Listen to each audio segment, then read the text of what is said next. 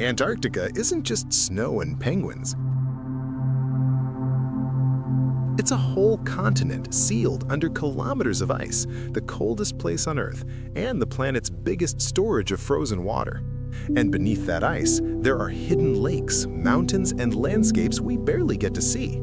And today, we're doing something Earth was never designed to survive. We're melting all of Antarctica.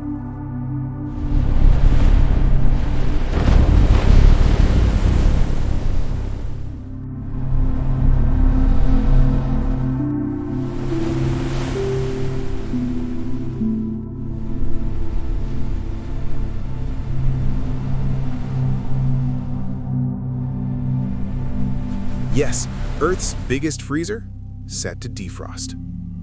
What's buried under the ice?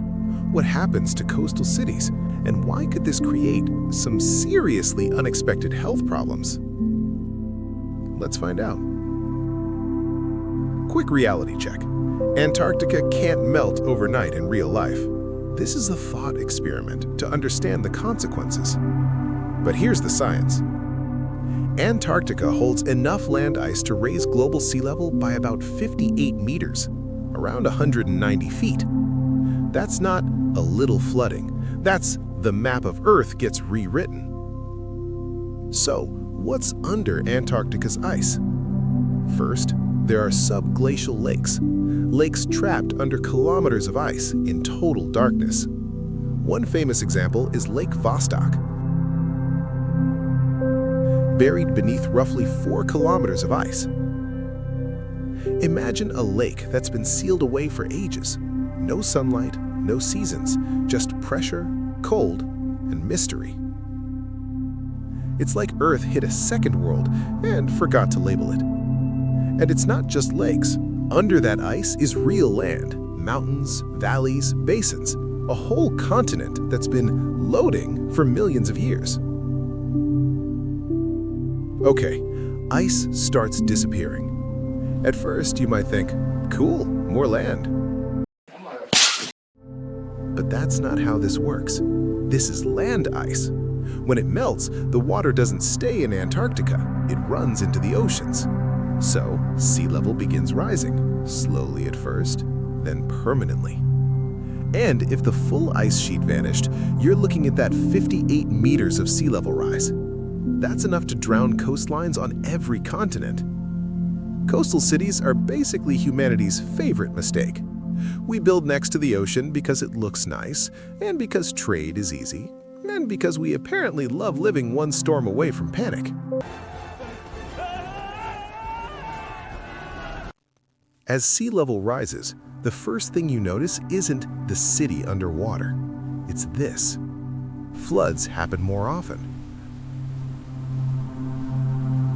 Storm surges reach farther inland. Shorelines erode.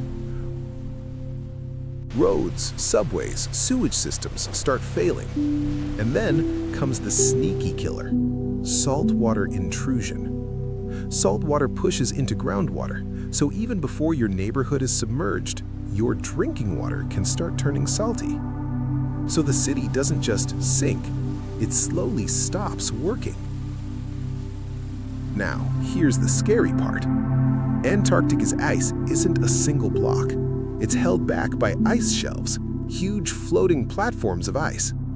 Think of them like a doorstop.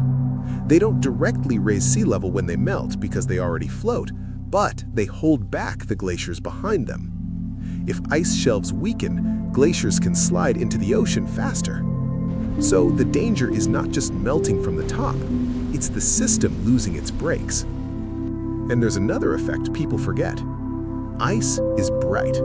It reflects sunlight back into space. Remove the ice, and Earth absorbs more heat. So melting leads to more warming, which can lead to more melting. That's a feedback loop. Basically, Earth goes, "Oh, you removed my reflective shield?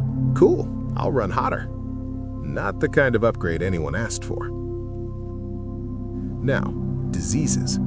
Some videos say ancient germs will escape from Antarctic ice and wipe everyone out. But let's be scientifically honest. The biggest health risk wouldn't be a movie-style ancient virus. It would be flooding and broken infrastructure. When flooding increases, you get drinking water contamination, sewage overflow during storms, mold growth inside buildings, more standing water that helps mosquitoes spread. So the unexpected diseases aren't monsters from the ice. They're outbreaks caused by water systems failing under stress. Now, yes, scientists do study microbes and DNA in icy environments, including Antarctic subglacial settings. But a guaranteed Antarctica melt equals global plague is not confirmed. The real danger is simpler and more likely. Human systems break and disease spreads easier. So, what would Earth look like? A planet where coastlines are redrawn. Millions would be forced inland. Ports, airports, and major cities would need relocation. And Antarctica itself? You'd reveal a continent with lakes and landscapes that had been hidden for ages, but at the cost of turning much of the modern world into a shoreline emergency. The secret under the ice isn't one thing. It's a reminder. Earth isn't fragile because it explodes. It's fragile because it rebalances, quietly, permanently. So yeah, Antarctica is Earth's freezer, and we should probably stop treating it like a door we can keep opening. If you want the next episode, what if Greenland melted? Or what if the oceans stopped circulating? Comment your pick.